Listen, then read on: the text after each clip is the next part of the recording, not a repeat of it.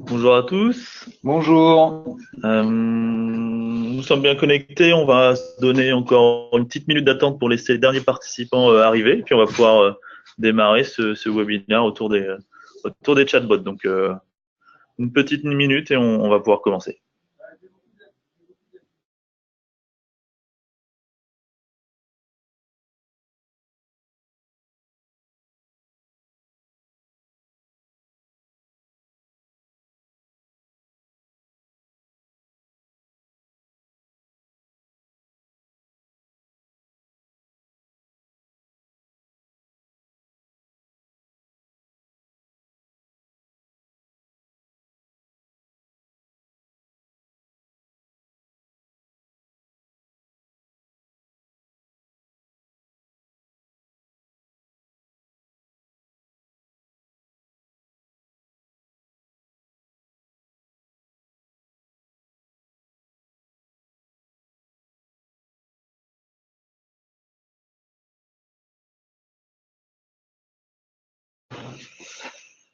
Donc bienvenue, on va pouvoir commencer. Bienvenue sur ce webinaire autour des chatbots.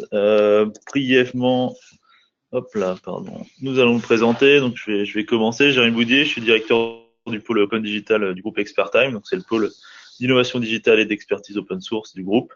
Et mes équipes sont principalement basées à Nantes avec d'autres points d'ancrage à Paris et à Hong Kong. Et je suis accompagné d'Amaël Leland. Oui, bonjour, Amel Leland. Donc, moi, je suis directeur d'un pôle service. Voilà, notre métier, c'est l'innovation, également l'innovation applicative, le conseil sur les solutions cloud, data et puis intelligence artificielle, avec une grosse expertise, donc plutôt Microsoft.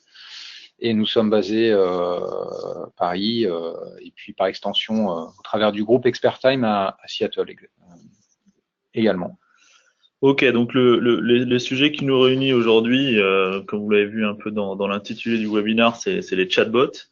Bon, on va pouvoir démarrer. N'hésitez pas pendant du coup la session à poser des questions directement. On a nos deux écrans, donc si vous voulez interagir en live et nous poser des questions, on sera ravi d'y répondre. Et puis sinon, de toute façon, là on va se donner à peu près 30 à 40 minutes pour dérouler un petit peu ce qu'on a prévu, pour vous expliquer voilà pourquoi les chatbots, comment ça marche et concrètement comment en créer. Et à la fin, on se gardera une petite session de 15-20 minutes si vous avez des questions avec plaisir auxquelles on pourra répondre, soit sur des retours sur expérience, soit sur des questions plus pragmatiques pour avancer sur de potentiels projets. Amel, je vais te laisser la main du Ouais. coup sur introduire un petit peu tout ça. Exactement. Alors, petite présentation. Bon, je pense que tout le monde est un peu au courant malgré tout, mais juste pour situer le sujet, qu'est-ce qu'un chatbot? Donc, effectivement, ça vient du chatterbot, donc de l'anglais. C'est bien un agent conversationnel, donc un programme informatique qui est basé donc sur des règles ou une intelligence artificielle. Donc, on verra un petit peu plus loin dans le détail ce que ça veut dire. Et qui va être capable de simuler donc une conversation comme entre deux humains, voilà, une conversation entre guillemets naturelle. Et aujourd'hui, c'est possible à travers différents canaux, donc email, SMS, de la voix, des réseaux sociaux, etc. Alors l'histoire, elle n'est pas nouvelle, hein, effectivement, hein, on disait c'est un programme informatique, donc on remonte aux années 1950, machine de Turing. On essaye déjà d'avoir une logique, un concept qui permet voilà, à une machine de comprendre, interagir, donc toutes les notions d'algorithme. Et puis bon, on va passer toutes les étapes, mais très récemment, plus récemment, l'explosion d'un canal qui est bien connu, qui est Facebook Messenger, et qui permet assez facilement de créer ses propres bots. On passe aussi par des étapes vraiment de développement importantes, qui sont l'avènement des smartphones, hein, des assistants type Siri sur iOS, etc. Quelques exemples, quelques illustrations. Voilà, donc par exemple là sur son smartphone, la possibilité pour le coup là, un chatbot Messenger World Best Bar de pouvoir créer, trouver son cocktail par rapport à un nombre de personnes, par rapport à l'événement, est-ce qu'on est plutôt le soir, le midi, etc. Voilà, donc quelque chose qui est complètement intégré. Là, quelque chose d'un peu plus peut-être confidentiel, mais voilà, qui cible peut-être une population différente. Pouvoir commander ses tacos depuis Slack, voilà, donc en mode conversationnel. Donc, ça illustre bien le fait que voilà, selon la cible, on a des canaux privilégiés. Donc là, on a une cible peut-être un peu de techos qui commandent directement en ligne depuis leur channel de travail. Donc là, c'est un bon exemple de chatbot qui va à l'essentiel. Commander des tacos, c'est un peu toujours la même chose, c'est assez simple. Et pourquoi aller sur un site, pourquoi avoir une app alors qu'en fait on peut le faire en 3 lignes, en 3 demandes sur le même outil sur lequel on parle à ses collègues au quotidien ou à tous ses autres partenaires. Voilà, là, quelque chose d'un peu plus élaboré, qui est un petit peu un assistant, on va dire, au voyage. Donc qui est chatbot KLM, donc qui va permettre de récupérer son billet, d'avoir le rappel, vous pouvez embarquer, etc. Donc là, c'est là on a une autre dimension, mais toujours en mode consultation smartphone, quelque chose embarqué. On évite d'aller rechercher son billet, etc. Et puis c'est un peu un reminder aussi, donc une belle intégration. Enfin, un petit pareil canal un peu plus interne là cette fois, donc cible plutôt le collaborateur, le modern worker, on va dire, au travers de son Skype for Business, la possibilité de réserver des créneaux directement en conversationnel. Voilà, comme on parlerait peut-être à son assistant ou son assistante. Réserve-moi un créneau pour telle entreprise avec telle personne pour telle heure avec telle caractéristique. Bon, du coup, on a essayé de faire rapide. Hein, le but, c'est pas vous présenter tous les chatbots qui existent, mais c'était juste pour bien déjà là un peu dresser, identifier différents types de chatbots. Donc, on a vu des choses grand public sur différents canaux qui amènent différents services, soit aux consommateurs, soit à l'employé, soit pour la productivité, soit pour la détente, du divertissement. Et donc, du coup, la vraie question qu'on s'est posée aussi, mais que vous posez peut-être, hein, ça fait quand même maintenant, on va dire, 2 bonnes années qu'on parle régulièrement des chatbots.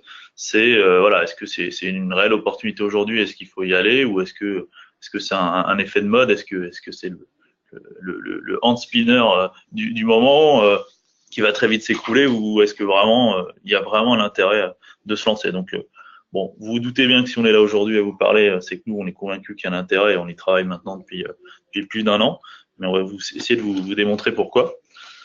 Et on part d'abord d'un constat. Alors une fois de plus, hein, c'est pas que notre constat, c'est un constat global.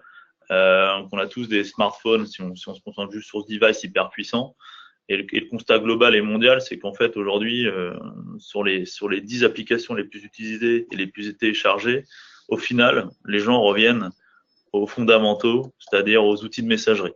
Alors partout dans le monde, après, il y a des préférences sur les pays. Par exemple, WeChat, c'est plus en Asie. Et puis Facebook Messenger est plus en Occident. Mais là, on voit bien qu'à la fin, les utilisateurs, qu'est-ce qu'ils font avec leur smartphone? Le plus souvent, en fait, ils s'envoient des messages, des emojis, des gifs, des petits SMS, mais on n'a jamais autant communiqué, on n'a jamais autant utilisé ces plateformes de messagerie. Et là où le constat est assez fort, c'est que l'année dernière déjà, le nombre d'utilisateurs sur ces plateformes de messagerie, de texting a dépassé le nombre d'utilisateurs cumulés des 4 plus gros plateformes sociales. Donc on a vraiment un engouement. Ça s'explique par tout un tas de raisons. D'une, par l'usage et aussi en termes d'outils. C'est beaucoup plus léger en termes d'applicatifs et on touche beaucoup plus de monde, même dans les pays en voie de développement où la connexion est limitée, ce genre d'outils de messagerie passe très très bien, beaucoup mieux que les applications qui nécessitent souvent des smartphones hyper modernes, hyper puissants, un bon débit, du coup un abonnement, ce qui n'est pas le cas partout dans le monde. Exactement. Voilà, un petit chiffre là, issu du Gartner Group. D'ici 2021, donc c'est dans très peu de temps, plus de la moitié des entreprises dépenseront plus justement sur ces nouveaux applicatifs type bot, chatbot que sur de l'app mobile traditionnelle. Voilà. Et effectivement, il y a beaucoup de gens qui disent que voilà, les bots vont tuer les apps. Alors bien sûr, ils ne tueront pas tous, il y aura toujours le jeu, il y aura toujours plein d'éléments, mais il y a tout un tas d'applications qui pourraient être tout simplement remplacées par des chatbots, et c'est déjà le cas, hein, c'est ce qu'on voit, hein, une transition qui est en train de s'amorcer. Et donc du coup, sur la question, c'est sur est-ce que je dois y aller, ben, en fait, on va dire que naturellement oui.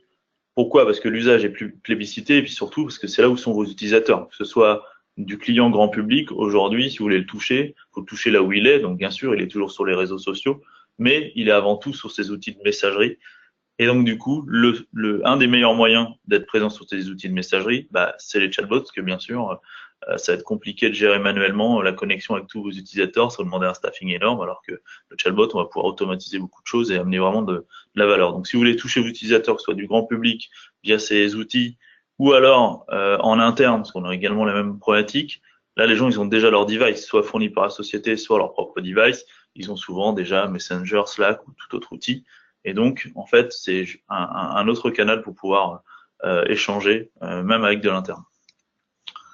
Et on a listé, du coup, alors après, ça a recontextualisé dans chacun de vos cas, dans chacun des cas, un peu les atouts, les grands atouts d'un chatbot. Donc le premier, qui est un peu évident, c'est le fait qu'il soit accessible H24, 7 sur 7. Hein, il n'y a pas d'horaire d'ouverture, il n'y a pas d'horaire de fermeture. À partir du moment où la plateforme est disponible, il est accessible. Il répond instantanément, ou en tout cas en moins de 90 secondes. Alors même si 90 secondes c'est très long, hein, c'est un peu, c'est plutôt en moins de 10 secondes en général, ou en tout cas il y a un petit prompt qui fait voir qu'il est en train de réfléchir ou en train de nous parler. Donc le côté immédiateté, question-réponse est très agréable. Il donne une information claire et précise. Contrairement à nous, hein, avons des humeurs dans la journée, on parle plus ou moins bien des fois, comme en ce moment. Au moins le robot, une fois qu'il est programmé pour parler d'une manière, il parle toujours de cette manière, et on peut compter sur lui. Il propose une expérience utilisateur originale, donc ça, bon, c'est l'atout en ce moment du chatbot, parce que c'est un petit peu nouveau encore pour tout un tas de personnes, même si vraiment au quotidien maintenant on les voit émerger. Il garde l'historique, le contexte, il se rappelle de vous. Si vous avez appelé une hotline, souvent, il faut toujours leur répéter un peu tout l'historique, le problème, etc. Là, une fois qu'on lui a donné l'information, il est capable de la garder en contexte, de la mettre en corrélation avec l'historique, et donc on gagne pas mal de temps en termes d'utilisateurs. Le côté multilangue, donc il peut parler autant de langues qu'on l'aura programmé, c'est un vrai avantage, et puis surtout, il n'a pas de limite dans ses connaissances, alors que si on faisait une comparaison avec l'humain, même si, une fois de plus, c'est vraiment pas le but hein, d'opposer l'humain avec le robot, il est pas là pour le remplacer, il est là pour remplacer plutôt d'autres tâches, mais là-dessus, c'est un vrai avantage, et puis il apprend. Donc ça, c'est vraiment un peu la nouveauté et un peu le pas qui a été fait, c'est entre l'intelligence artificielle et le fait qu'il soit capable d'apprendre, c'est ce qui fait qu'aujourd'hui, on peut rapidement, avec des outils, mettre en place des chatbots qui amènent vraiment de la valeur ajoutée et qui s'améliorent avec le temps. Donc je sais pas si on a des petites questions pour le début. Ok. Hop là. Non, pour l'instant. Juste une personne qui a un petit problème d'affichage, mais je pense que c'est réglé. Ok, vous voyez bien tous notre écran, j'espère. Ok. Bon, du coup, ça c'était plus sur le briefing. On voulait maintenant essayer de vous expliquer un petit peu comment ça marche. Comment ça marche un chatbot, et après un peu comment on en construit un. Bon, nous, alors, on a essayé de catégoriser un petit peu les chatbots en deux types, parce qu'en fait, on a identifié qu'il y avait fondamentalement deux manières de faire et un peu deux types de chatbots vraiment différents. Donc, nous, alors on utilise ces mots-là, hein, mais c'est pas une manière absolue de les définir. Hein. C'est aussi un petit peu une traduction entre guillemets, mais en gros, il y a les chatbots, on va dire linéaires, qui vont être basés sur des bases assez simples, qui sont identifiées une phrase en question, alors je lui donne une réponse. On va voir juste après le détail. Et les chatbots dits plus fluides, qui eux sont souvent dotés d'une intelligence artificielle et qui vont être capables de faire des choses beaucoup plus avancées, de comprendre beaucoup mieux ce que vous leur dites et du coup de vous donner des réponses beaucoup plus avancées. Une fois de plus, c'est pas une confrontation, il n'y a pas un mieux, un moins bien, il y a des scénarios, des cas différents, des cas où faire un chatbot linéaire est complètement adapté et d'autres cas où là on est obligé de passer par des chatbots fluides avec une IA. Les chatbots linéaire, typiquement tout à l'heure on en faisait voir un qui était un caractère de cocktail. Typiquement ça c'est le genre de chatbot qui est basé sur des règles assez simples qui vont guider l'utilisateur tout au long de la conversation. C'est-à-dire quand on arrive sur ce type de chatbot, directement le chatbot il prend la main et il va vous proposer des choix en fait. Il va être moins dans la question ouverte, pose-moi une question et j'essaierai d'y répondre. Il va être très rapidement en fait à vous expliquer un peu son mode d'emploi, comment il fonctionne. Après, selon le device, donc sur Messenger par exemple, il va vous proposer des actions assez précises via des boutons. Et donc, il va essayer de guider l'idée, la conversation pour, on va dire, pas laisser de porte ouverte à des choses qu'il ne saurait pas faire ou des items auxquels il pourrait pas répondre. Donc, il est plus limité à ce niveau-là parce qu'en fait, il est aussi intelligent que ce qu'on l'aura programmé, mais il a l'avantage de faire très bien le job et de manière assez pragmatique et assez rapide de mise en œuvre. En fait, c'est le vrai avantage aussi de ces bots linéaires, c'est qu'il y a des outils, il y a peu ou pas de développement derrière. On est vraiment sur la réflexion de la conversation, mais on n'est pas sur quelque chose de lourd en termes de développement. Voilà. C'est néanmoins quelque chose, en général, si c'est bien adapté, qui va apporter un vrai plus dans l'expérience de l'utilisateur. C'est-à-dire que par rapport à une application où peut-être avec une ergonomie perfectible ou voilà comment dirais-je, la nécessité de comprendre, de réfléchir et d'aller chercher peut-être un menu, faire une recherche, au travers d'une telle expérience, finalement on est guidé et potentiellement on peut aller beaucoup plus vite, de manière beaucoup plus efficace au résultat. Et je crois, alors je veux pas dire de bêtises, mais par exemple, sur Messenger, il y a à peu près, je lisais, plus de 100 000 bots qui ont été créés en une année et plus de 90% des bots sur Messenger étaient des bots linéaires. Il n'y avait pas d'intelligence artificielle et pourtant ils faisaient très bien le boulot, mais derrière, voilà, c'était des bots basés sur des règles et sur un outil qui est assez utilisé qui s'appelle ChatFuel. Bon, nous après, ce qui nous intéresse plus, on va dire, parce que c'est là aussi notre cœur de métier en fait, de développer des architectures plus complexes quand c'est nécessaire, bien sûr.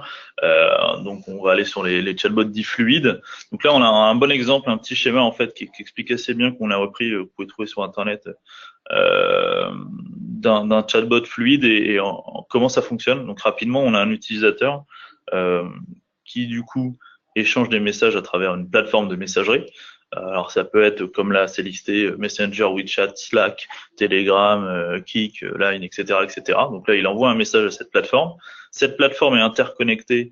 Alors on verra après soit un framework de bot, mais en gros il est interconnecté à un outil de Natural Language Processing. Donc c'est l'outil qui va permettre en fait de faire la compréhension du langage et en fait de faire en sorte de un petit peu de traduire, en tout cas de découper les éléments pour que ce soit compréhensible pour nous. Quand je dis nous, les développeurs de l'application et du bot qu'il y a derrière, pour que derrière on puisse lever des actions ou des réponses.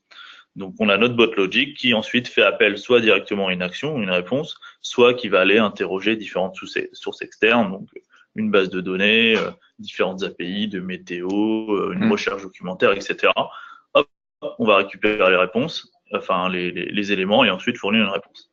Et derrière, ça passe aussi par le côté machine learning, on verra après, sur le fait que le bot va prendre des décisions basées sur les intentions qu'on aura pu créer. Donc, on va voir après ce que c'est. Donc, il va être capable du coup de prendre des décisions et derrière nous, en le monitorant, on va pouvoir aussi l'améliorer en disant t'as pris une bonne décision, t'as pris une mauvaise décision. Et comme ça, pour les fois d'après, il va améliorer, on va dire, son process de décision. Rapidement pour vulgariser, c'est quoi un peu le cœur de maintenant pourquoi on a passé une vraie étape avec les chatbots.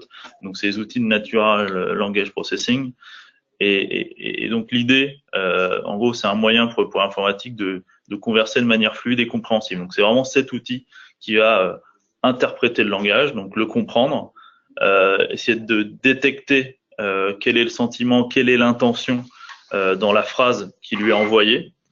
Et derrière, il va le découper en éléments, on va voir après, en entités, pour faire en sorte que nous, derrière, on puisse avoir des leviers. Donc, le meilleur exemple qu'on a, désolé, c'est de vous faire voir un tout petit peu cet écran-là.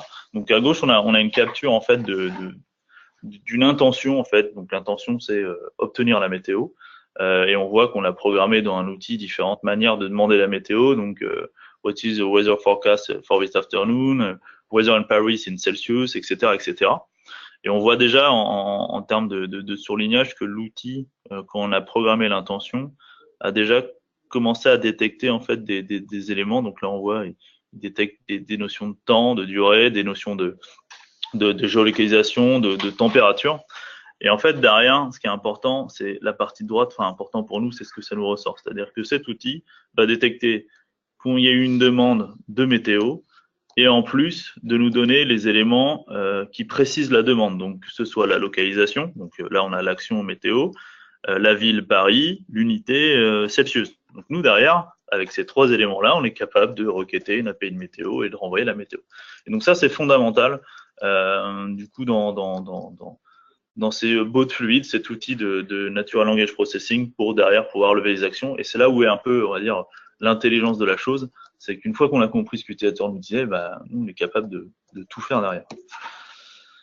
Le côté machine learning, comme on le disait, même si les bots maintenant sont avancés et les avancées, on va dire, au quotidien sont vraiment impressionnantes, aujourd'hui, en tout cas nous, les chatbots avec lesquels on travaille, ils peuvent pas se passer d'un humain. Hein. Ils se créent pas tout seuls et ils apprennent pas non plus 100% tout seuls. Faut les entraîner, faut les guider hein, au début au quotidien et après de manière ponctuelle pour voilà continuer à les aider à apprendre et surtout leur notifier quand ils font des erreurs parce que c'est un petit peu comme un enfant. Hein. Si on le reprend pas lorsqu'il fait une erreur, il considère potentiellement que bah, sa réponse qu'il a donnée elle était bonne. Donc les fois d'après, bah, il va continuer à le faire. Quoi.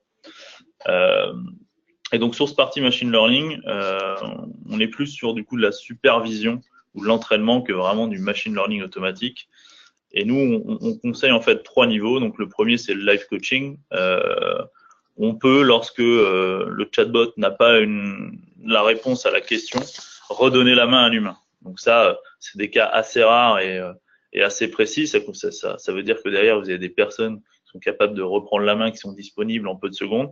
Ou alors le fait que derrière le bot, quand il considère qu'il détecte pas l'intention, il va tout simplement dire bah, écoutez, j'ai pris vos éléments, vos questions, je les envoie via un ticket ou via un email à notre service support et vous serez recontacté dans le futur. Donc ça c'est la première voie de sortie qui est un peu simple. Hein, quand je comprends pas, bah, j'envoie.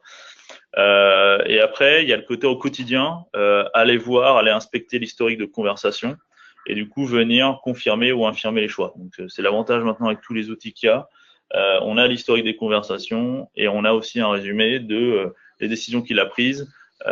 Et nous, on peut venir monitorer c'était une bonne décision, c'était une mauvaise décision et venir le corriger surtout en lui disant, par exemple, quelqu'un a demandé dans un bot interne quel est le code Wi-Fi. Bon là, ça serait dommage qu'il trouve pas, mais s'il lui a donné le code de la porte d'entrée, bah nous, on va venir le corriger en disant non, là, il t'a demandé le code Wi-Fi. On va venir enrichir l'intention de la demande de code Wi-Fi. Et donc, les fois d'après, vous pouvez être assuré que quand on fera la demande avec la même phrase demande de code Wi-Fi, il lui sortira du coup la bonne réponse. Et après, il y a le côté weekly improvement, donc le fait que toutes les semaines, l'équipe se réunisse, non pas pour venir corriger le bot en termes de questions-réponses, de mauvaises intentions, de bonnes intentions, mais vraiment pour détecter ce à quoi on n'avait pas pensé en fait. C'est-à-dire souvent quand on crée un bot, on le verra après, il y a les ateliers, on pense un peu le schéma de conversation, mais on se rend compte en fait que les utilisateurs souvent bah, ils font des choses qui n'étaient pas prévues et là pour le coup on a vraiment un champ texte où les gens ont la liberté de faire tout ce qu'ils veulent et donc on est souvent surpris, on se dit ah tiens on n'avait pas pensé à cette fonctionnalité, c'est une bonne idée et donc du coup bah, toutes les semaines le but c'est d'améliorer le bot dans le sens où on va lui ajouter des fonctionnalités. Donc souvent c'est vraiment quand on dit fonctionnalité, il ne faut pas penser tout de suite à un gros développement derrière. Hein. Des fois, c'est juste une question auquel on ne donne pas la réponse, qui est toute simple, qui est textuelle. Et voilà, donc toutes les semaines, on analyse, on voit vraiment les intentions qui ne sont pas traitées, on les ajoute, on les améliore. Et c'est comme ça qu'avec le temps, bah, notre bot devient meilleur. Quoi. C'était un petit point du coup rapide du coup sur un peu comment ça marche. J'espère qu'on a réussi un petit peu à vulgariser. Alors on a une petite question qui demandait la possibilité d'implémenter un chatbot comme ça sur Skype for Business. C'est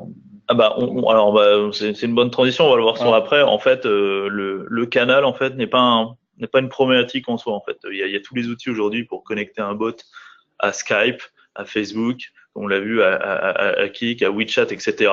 Le canal n'est qu'un moyen par lequel le message va transiter.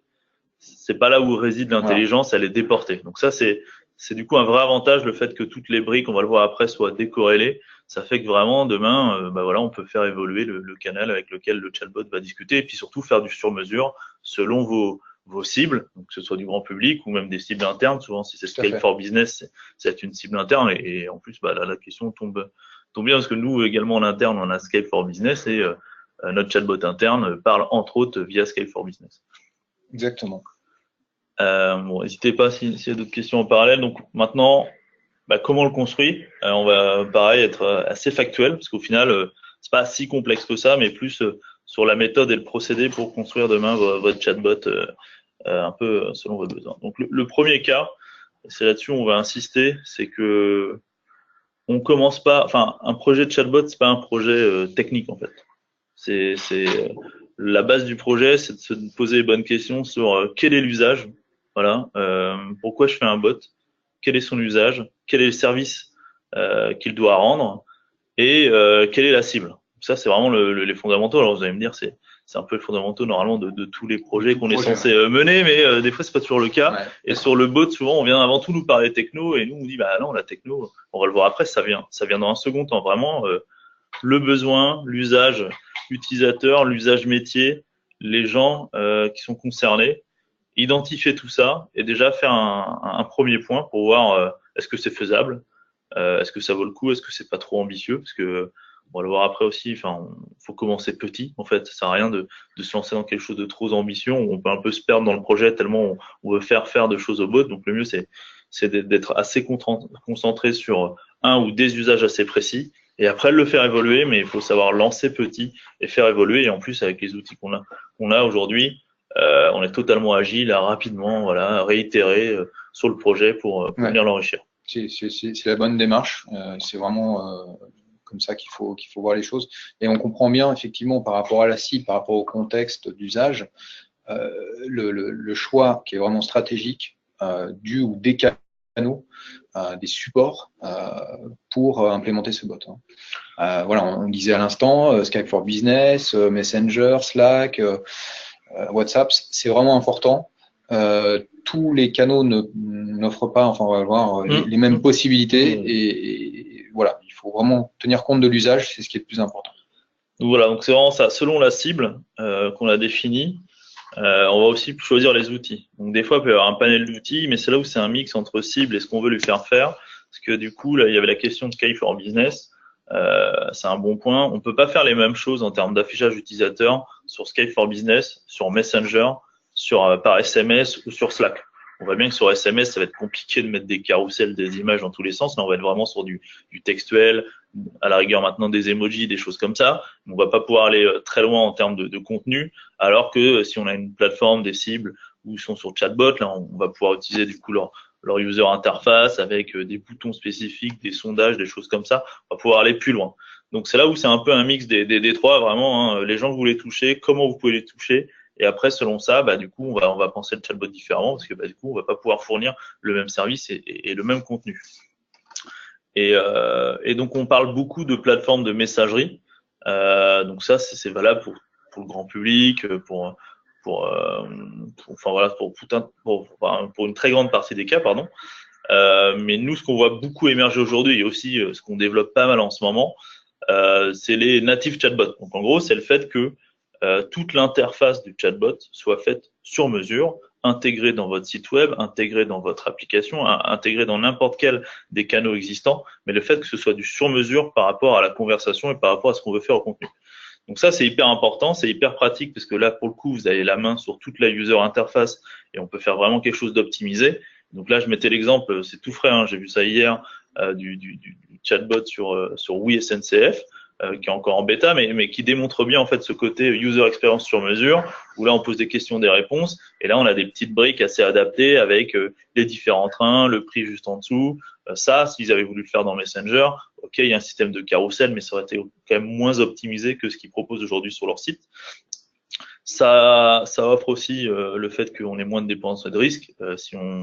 Typiquement, une banque ne fera jamais passer vos données bancaires à travers Facebook Messenger pour vous donner vos informations. Il y aura des questions de sécurité, de protection des données, d'authentification. Et donc là, si on fait un chatbot sur mesure hébergé sur votre site ou sur vos serveurs en interne, là, vous avez la main et la maîtrise sur les données. sur où est-ce qu'ils sont hébergés, sur où est-ce qu'ils passent, sur l'authentification, etc. Donc ça, c'est vraiment important et nous, c'est un de nos gros axes de développement aujourd'hui. Et enfin, pour conclure sur ce point-là, l'avantage, c'est que c'est pas parce qu'on se lance dans un chatbot natif pour un cas spécifique qu'on pourra pas l'ouvrir demain sur un Skype for Business ou réouvrir au grand public via Messenger, etc. Ça reste possible vu que le côté intelligence conversation est lui déporté de la gestion de l'interface. Donc on a défini le besoin, la cible, le canal, et là vient un peu le nerf de la guerre qui est de définir le flot de conversation. Donc le flot de conversation, là on a un exemple, il y a pas une manière de définir le flot de conversation, il y a des manières, mais en tout cas c'est vraiment le nerf de la guerre. C'est là où on va se poser, on va faire des ateliers avec vous pour définir, pour répondre à ces services-là, comment on va interagir avec mon bot, quelles sont les questions que les utilisateurs peuvent lui poser, quelles sont les intentions qu'on va détecter, quelles sont les réponses qu'on va donner, quelles sont les portes de sortie qu'on va lui offrir, et ainsi de suite. Et c'est un peu ce qu'on essaye de modéliser. Alors, plus qu'essayer, c'est ce qu'on modélise. Hein. Là, on voit deux exemples. Là, c'était justement un exemple pour browser un catalogue où là, je vais aller choisir par marque, des produits par marque, des produits par catégorie. Et on voit un peu tout le cheminement logique possible, les boucles, les retours en arrière. Et le but, c'est d'essayer de prévoir un peu tous les scénarios possibles pour pas qu'il y ait de cul-de-sac pour l'utilisateur, en tout cas que les cul-de-sac soient gérés. Quand on n'a pas la réponse à la question, qu'est-ce qu'on lui propose? Est-ce qu'on lui propose d'autres choix? Est-ce qu'on l'emmène vers le support, etc. Mais le but, c'est vraiment de modéliser et de cartographier tout ça. Donc ça, c'est un livrable très concret et qu'on peut partager du coup avec n'importe quel c'est pas technique, avec n'importe quel cœur de métier. C'est vraiment pensée fonctionnelle.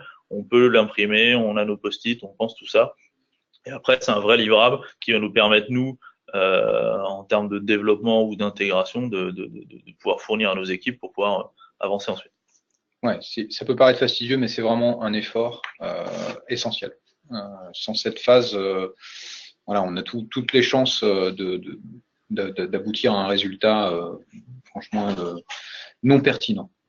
Ouais, et nous pour le coup, on l'a pas l'expérimenté. Au début, on mettait pas assez l'accent sur le côté bien cartographier tout ce qu'on veut faire, et on se lançait un peu trop vite à développer le bot et à le programmer. Et on se rendait compte après à l'usage qu'on perdait du coup beaucoup de temps à le tester, à l'entraîner parce qu'il était moins mature. Et donc du coup, on perdait en fait du temps à vouloir aller trop vite. Et donc maintenant, c'est une étape qui est très importante. On a, comme vous pouvez voir, des outils pour bien modéliser les choses. Et c'est un vrai gain de temps après à terme au niveau du testing pour l'améliorer. Donc une fois qu'on a défini ce flot de conversation, le besoin, l'usage, la cible, là, on peut choisir la technologie appropriée. Alors, c'est là où c'est un peu la nébuleuse, au début, en fait, on va dire. C'est-à-dire qu'il y a tellement d'outils. Il n'y a pas une manière de faire un chatbot. Il y a des manières de faire des chatbots parce qu'il y a plein de cas, il y a plein de cibles. Il y a plein d'outils aujourd'hui. On a envie de dire, il n'y en a aucun qui sort du lot. Enfin, ils ont tous leurs avantages et potentiellement leurs inconvénients. Alors là, on l'a pas intégré, mais il y a une cartographie aujourd'hui des outils les plus utilisés. Enfin, c'est juste monstrueux. Il y a des outils qui font une partie des autres outils. Il y a des outils de natural language programming qui font framework de développement, d'autres qui font les connecteurs aux plateformes de messagerie, mais qui font pas le natural language programming, etc. Donc là-dessus, c'est là où après, c'est nous notre valeur ajoutée et notre métier aujourd'hui de pouvoir vous orienter une fois qu'on aura défini le besoin vers les bons outils, et ceux qu'on a pu tester et ceux sur lesquels on mise le plus. Donc une fois qu'on a choisi la technologie, c'est là où on se lance à créer le bot. Alors on n'a pas détecté tout l'événement, mais là c'est juste pour vous faire voir un schéma d'architecture un peu type avec nos utilisateurs. Donc on retrouve tout à l'heure les différents channels, Messenger, Slack, Skype, Twitter, par email, par SMS. Un bot framework, donc là c'est vraiment une part des outils importants qu'on utilise, donc ce que soit Microsoft Bot Framework, Wit.ai ou Chatfuel, ça dépend, mais ce sont des accélérateurs pour nous. Et en l'occurrence, on utilise beaucoup en ce moment Microsoft Bot Framework, qui nous permet d'aller assez vite dans la mise en place de la plateforme, dans l'hébergement, et d'ensuite d'y insérer du coup la partie on va dire développement, donc le bot qui est souvent fait en Node.js, et derrière l'interconnexion à un outil du coup de la Natural Language Processing qui peut être des outils Microsoft, donc par exemple Louis, ou alors des outils Google comme type API.ai, enfin qui s'appelle Dialogflow maintenant. et après requêter tout un tas de services externes. Donc là, fois de plus, c'est qu'un exemple, mais en tout cas, c'est un scénario qu'on trouve pas mal en ce moment, qui est assez flexible et qui permet aussi de rapidement changer une brique si on fait évoluer le système. Et donc là, je parle développement, mais en fait, le gros, la chose, une fois qu'on a défini tout ça, ça va être plus l'usage fonctionnel de certains outils pour venir créer les intentions. Donc, les intentions, une fois de plus, c'est pour un outil de météo, détecter je veux la météo. Pour un outil en interne, par exemple un assistant interne, j'ai une question RH, j'ai une question sur les locaux, j'ai une question sur le CE, j'ai une question sur comment poser mon congé, quel est mon solde de congé. Tout ça, c'est la liste des intentions qu'on aura définies dans le flow de conversation. Et ensuite, bah voilà, on va définir les entités, et on va venir intégrer les réponses, que ce soit des réponses textuelles, avec des images, avec des gifs, avec du contenu qui est requêté sur des sources externes.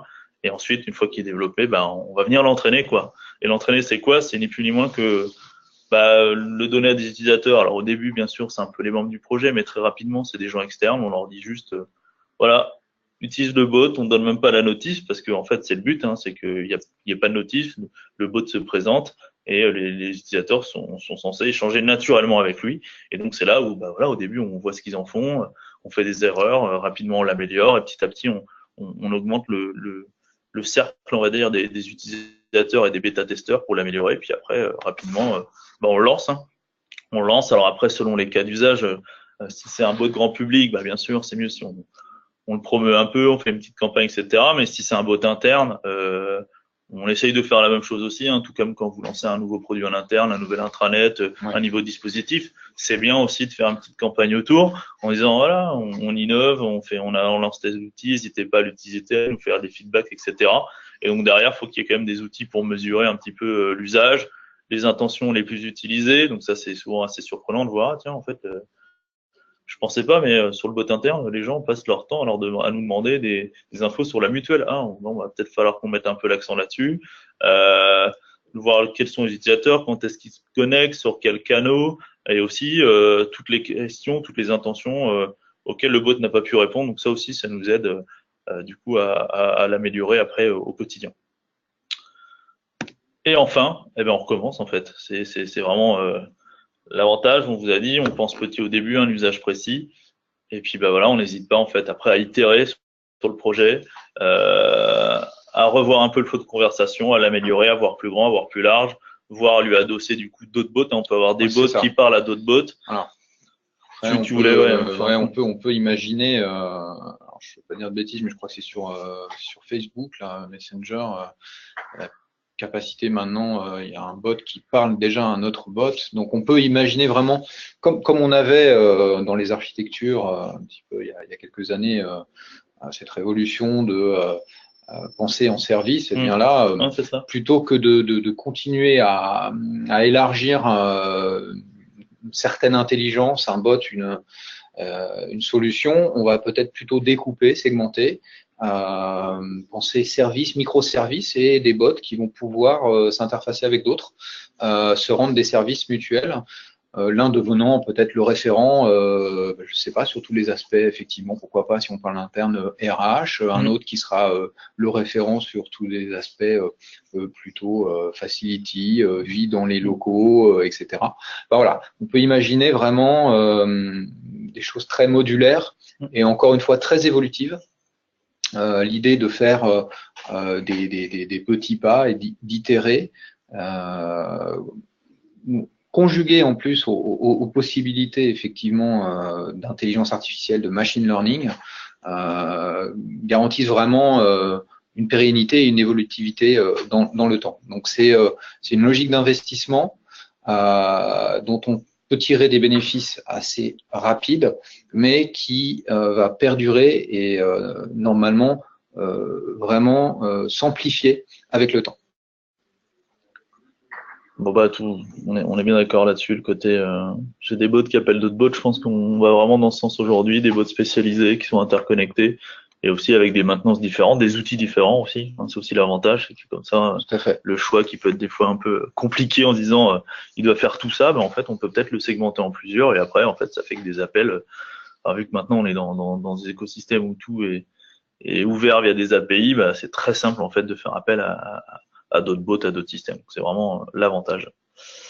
Et enfin, un peu pour conclure, et après on va passer sur un peu questions-réponses. C'est juste pour vous faire voir des choses qu'on peut venir vous faire voir chez vous et qu'on peut aussi réutiliser. Donc aussi hein, pour en termes de R&D, nous aussi on a commencé par se faire des bots en interne. Et il y en a un qui est lancé, qui commence à bien prendre, qui est notre assistant interne, qui est un assistant en fait qui est là pour venir décharger un peu nos services support hein, sur les questions du quotidien, sur les RH, sur la note de frais, sur les déplacements, sur je suis malade, sur etc. On a défini toute une cartographie et on se rend compte en fait que ce qu'on a défini, ça s'adapte en fait à 80% à toutes les entreprises existantes. Après, bien sûr, le contenu, les réponses sont différentes, mais en fait, le flot de conversation et l'intelligence qu'il y a derrière est, elle, réutilisable dans tout un tas de cas et de scénarios. Donc, c'est là aussi où maintenant, alors là, c'est un exemple juste de bot interne, mais même sur les autres bots qu'on a pu développer, où il y a des bases de réutilisation, vraiment des starters qui nous permettent d'aller plus vite maintenant dans les projets. Et donc, on sera heureux demain de pouvoir vous présenter ou vous proposer. Voilà, j'espère qu'on a réussi en fait là en une quarantaine de minutes à vous faire un aperçu rapide en fait de voilà concrètement les bots. Donc tout le monde nous en parle, à quoi ça sert, comment ça marche et puis comment on les construit. Et puis maintenant on va peut-être se laisser quelques minutes si vous avez des questions, n'hésitez pas, on va essayer d'y répondre. Et puis dans tous les cas, vous avez nos contacts, nos coordonnées si vous êtes intéressé pour aller plus loin, qu'on fasse voir plus de choses, parce que c'est vrai que là il y a quand même pas mal de bots qu'on a pu développer aujourd'hui qui sont souvent un peu internalisés, donc on peut pas vraiment là vous le faire voir lors d'un webinaire, mais on sera heureux de venir vous présenter un peu tous nos retours d'expérience qu'on a pu avoir, si vous le souhaitez. Ouais. Alors des questions peut-être au sujet du budget, comment on démarre, combien de temps ça prend. Alors on comprend quand même que c'est relativement simple, mais ouais. Alors bon, bien sûr, le combien est toujours compliqué parce que vous savez bien, ça dépend un peu de l'ambition du projet, mais le vrai avantage, c'est que sur la partie bot, on peut rapidement en fait faire une première expérience, enfin à mon sens, et c'est ce qu'on a fait un peu avec notre panel de clients déjà existants, rapidement avec des petits budgets, faire un POC, mais pour le coup un POC fonctionnel, hein, quelque chose qui marche, qui est montrable, qui permet d'avoir un premier retour sur expérience sur justement la courbe d'expérience sur comment on le crée, sur le service que ça apporte, et ensuite souvent on vient itérer derrière, l'améliorer, et là voilà, on peut se dire que à partir de 5 euros, on est capable en fait d'avoir un petit POC, un mini projet, vraiment tout petit, mais vraiment pragmatique et qui répond déjà à un besoin, à un usage et qui permet aussi, alors si c'est dans le but interne, d'évangéliser aussi un petit peu, de faire voir, regardez ce qu'on a fait avec tel budget, ça allait assez vite, ça rend tel service et souvent ça donne de la suite dans les idées aux gens à qui l'on propose. C'est un bon starter. Voilà. Et du coup, vu que de toute façon le budget est limité, le timing est limité, quoi. C'est-à-dire que le plus long, c'est un peu de se décider sur la conception. Après, le temps de mise en œuvre est hyper vite. Donc, en limite, en un mois, on peut avoir déjà du résultat. Après, si on a un peu plus d'ambition, on passe sur des projets un peu plus longs, mais on peut aller très très vite. C'est le vrai avantage de ce type de projet avec les architectures, avec les outils, c'est que on est capable de rapidement livrer un projet, quoi. Ouais, c'est une histoire de quelques semaines. En termes d'outils, en termes de techno, alors ouais, vous avez compris que de toute façon, on est, voilà, déjà c'est un bel exemple, hein, Jérémy qui est plutôt sur de l'open digital, on l'a dit en préambule, quand on s'est présenté. Et puis pour ma part, plutôt des équipes autour d'expertise sur les solutions et les technologies Microsoft, mais pas uniquement non plus. Bon voilà, nous on va aller plutôt aller chercher le meilleur suivant le contexte, suivant le besoin. On a un effort de veille et de R&D qui est important sur ces sujets, comme sur d'autres d'ailleurs, mais qui nous permet aussi, quand on sent que quelque chose est moins bon, ou au contraire que une technologie émerge et est meilleure, une proposition devient plus pertinente, plus adaptée, on n'hésite pas à suivre et à se mettre dans l'état de l'art, voire parfois le devancer quand c'est possible. Donc pour nous, il n'y a pas de méthode absolue, de technologie absolue. il y a du retour d'expérience, des savoir-faire, il y a des fondamentaux qu'on a exposés.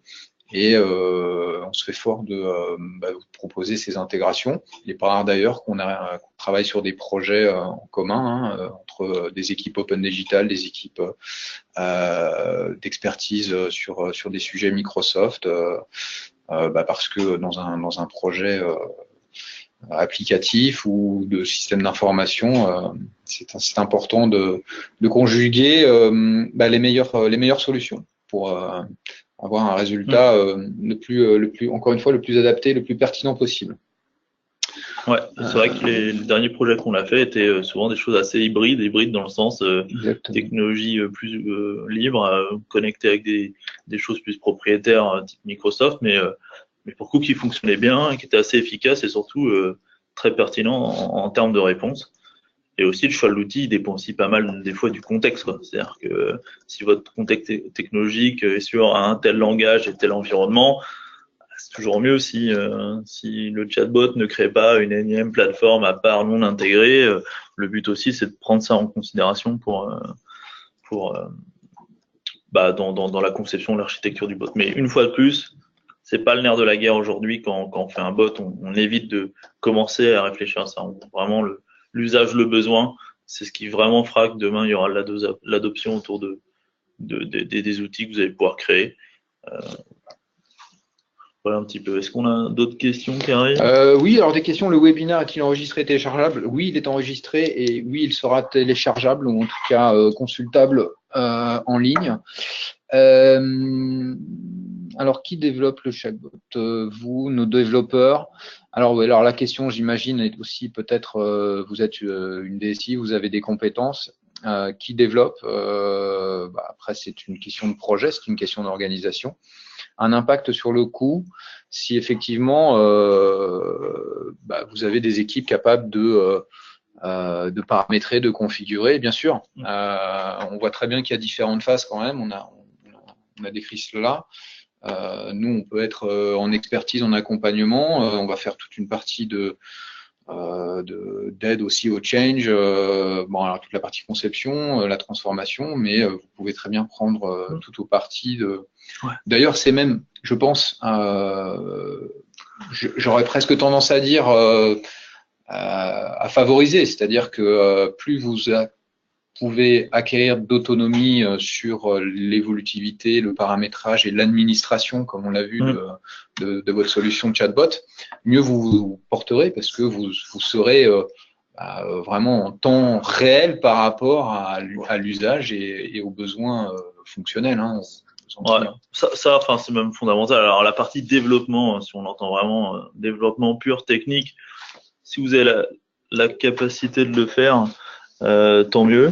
Donc tant mieux. Après, je pense plus sur l'usage de l'outil au quotidien.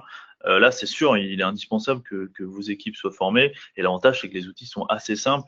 C'est vraiment sur la partie intention, mettre une réponse. Il y a des outils, des back-office hyper épurés. On peut venir modifier des réponses, créer des intentions. Et ça, là-dessus, vous devez avoir la main. Alors nous, bien sûr, on vous aide, on vous forme au début, on met le contenu.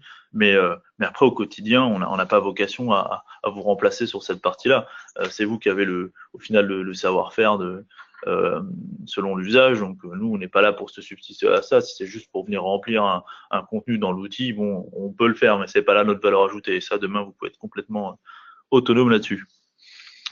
Alors un besoin, on pense effectivement assistance utilisateur, administration des ventes, donc un chatbot pour pouvoir répondre à des questions, où on est ma commande, etc. Alors nous, on a des expériences sur. Ça, c'est un super cas. Ouais. C'est effectivement un cas idéal, c'est-à-dire éviter de prendre tout de suite un contact entre guillemets humain, pouvoir répondre aux questions les plus évidentes. Tout dépend de l'architecture de l'ERP. Si on sait exposer des services, si on sait aller relativement facilement se connecter à des référentiels de données, effectivement, on peut implémenter ça. On a l'exemple sur sur le e-commerce, c'est vrai que là-dessus, le bot est vraiment super sur le côté créer du lien avec vos clients.